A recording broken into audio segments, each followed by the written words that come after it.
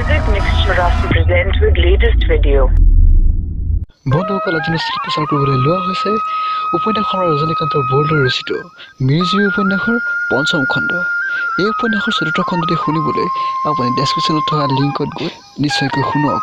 আৰু যদিহে আপুনি আমাৰ চেনেলটো এতিয়ালৈকে ছাবস্ক্ৰাইব কৰা নাই তেতিয়াহ'লে নিশ্চয়কৈ ছাবস্ক্ৰাইব কৰি লওক আৰু আমাৰ এই ভিডিঅ'টো ভাল লাগে নিশ্চয়কৈ লাইক কৰক, আপোনাৰ বন্ধুৰ লগতো শ্বেয়াৰ কৰি দিয়ক। বন্ধুসকল, এয়া মিৰি জীয়ৰী উপন্যাসৰ পঞ্চম খণ্ড, পাঠ কৰিছে বিতুপন ফুকনে।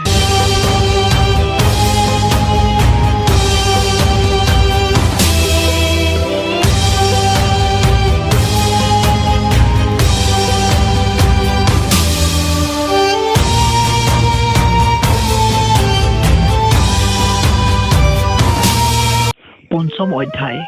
সোৱণশিৰি নৈৰ বুকুত। বেলি প্ৰায় পাতত বহিছে। আকাশ সুন্দৰ নিৰ্মল। শিঙুলীয়া আকাশৰ ছাঁ সোৱণশিৰি নৈত পৰি সোৱণশিৰি নৈৰ পানীকো শিঙুলীয়া কৰিছে।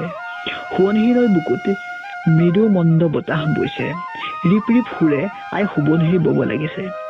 ইফালে দুৱেত মিৰিগাঁৱত জুই জ্বলিছে। দুই এটিকৈ বিহু ঢোল মিৰিগাঁৱত বাজিছে। এনেই সোৱণশিৰি নৈখন বহল।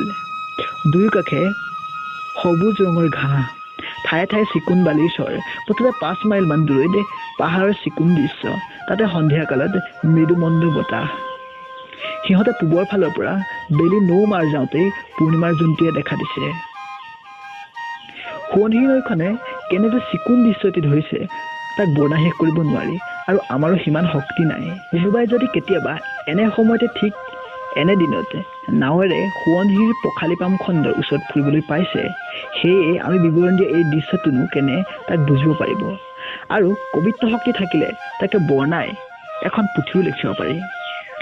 বাস্তৱিক পক্ষতে কাতি আঘোণমহীয়া এনেকুৱা সময়ত সোৱণশিৰিৰ বুকুত ফুৰিবলৈ বৰ চিকুণ। স্বভাৱৰ সৌন্দৰ্যত মন মোহিত হয়, আৰু কৰুণাৰ সাগৰ পৰমেশ্বৰৰ এনেবিলাক দৃশ্য দেখি তেওঁলৈ ভক্তিৰ সঞ্চাৰ হয়। নিতান্ত অভাৱকীয় ভাৱ পায়। এনেকুৱা সময়তে এনে মন মোহিত হোৱা কালতে এখন সৰু নাৱত 5জনী মিৰি গাভৰু উঠি সোৱণশিৰিৰ ওপৰেদি নাও বাই বাই যাবলৈ ধৰিছে। 5জনী দেখিবলৈ ভাল, 5জনীৰ মুখতে হাঁহি ধেমালি, 5জনীৰ গাতে ভাল চাফ চিকুণ ৰিহা মেখেলা। সিহঁত উঠা নাওখন ইমান সৰু যে আনকি অইন এতৰপীয়া মানুহে 5টা দূৰৈতে থাকক তিনিওটাও যাবলৈ টান পাব। কিন্তু আমি আগেয়ে কৈছোঁ সোৱণশিৰি আৰু মিৰি জাতিৰ ওপৰত চেনেহ বেছি। সেই দেখি মিৰি জাতি সকলোৱে আনকি সৰু 3-4 বছৰ বয়সীয়া পৰ্যন্ত আইৰ বুকুত ইমান সৰু নাৱতে উঠি নিৰ্ভয় চিত্তে অহা যোৱা কৰিব পাৰে। যি সময় যেনে দৃশ্য আৰু মিৰি গাভৰু কেইজনী যেনে গড় আটাইবিলাককে একেলগে দেখি এনেহেন বোধ হয় যেন সৰগৰ ইন্দ্ৰৰ সভাৰ পৰা 5জনী অপেশ্বৰী মৰ্ত্যলৈ ৰং কৰিবলৈ নামি আহিছে, অথবা 5জনী জল কৰি পানীৰ পৰা ওলাই ধেমালি কৰিছে, অথবা আই সোৱণশিৰি নিজৰ পেটৰে 5জনী জীয়ৰী বাহিৰলৈ আহি উমলিছে। 2জনী গাভৰুৱে দুই মূৰে বহি বঠা চলাইছে। 3জনীয়ে নাৱৰ বুকুতে থিয় হৈ গাইছে। তাৰে এজনীয়ে থিয়ৈ থিয়ৈ বিহুৰ সুৰতে গগনা বজাইছে। আহ, কি মধুৰ গগনাৰ সুৰ! ভেকুলীৰ মাতৰ দৰে গু গু শব্দত চুটি চুটি বিহুনাম উঠিছে। ধন্য মিৰি গাভৰুহঁতৰ এনে এটা সামান্য সংগীত যন্ত্ৰ উলিওৱা বুদ্ধিও। 3-4 বাৰ গগনা চলিল।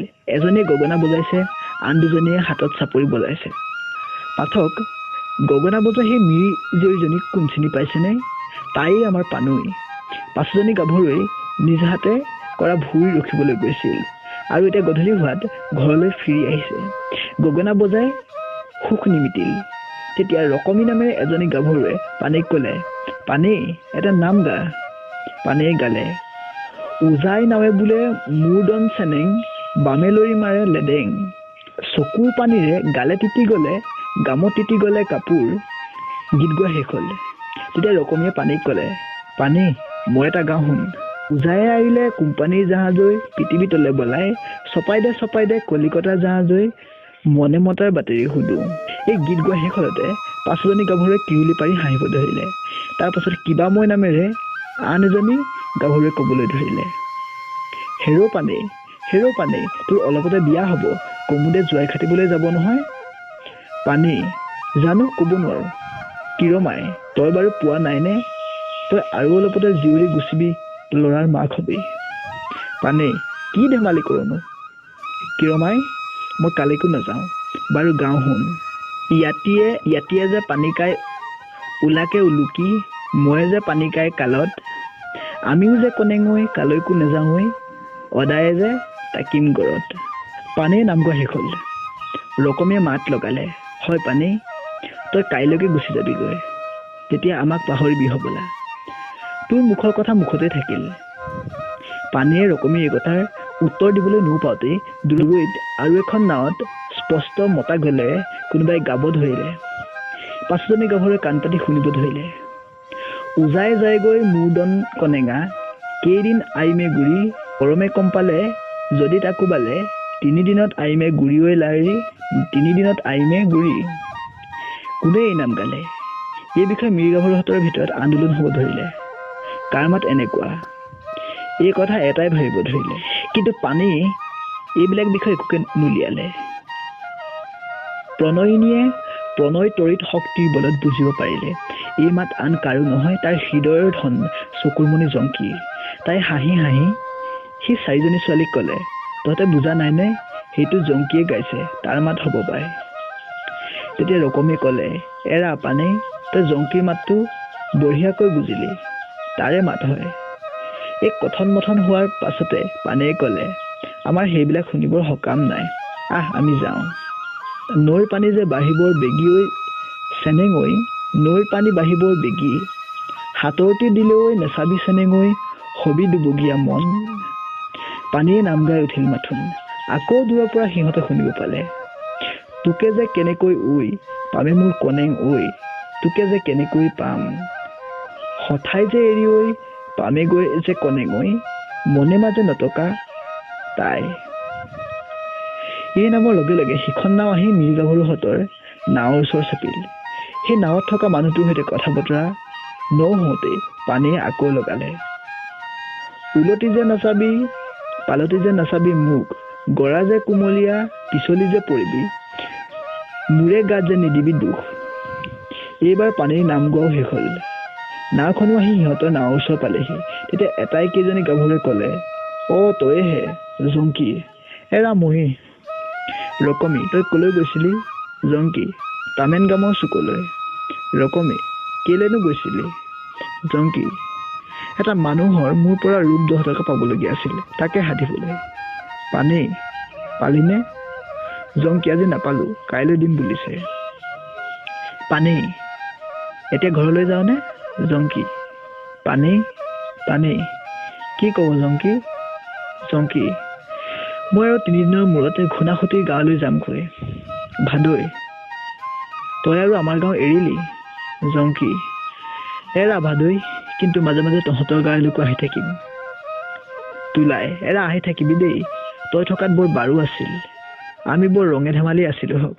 জংকী, কি কৰিম তোলাই, যাব লগাত পৰিলো।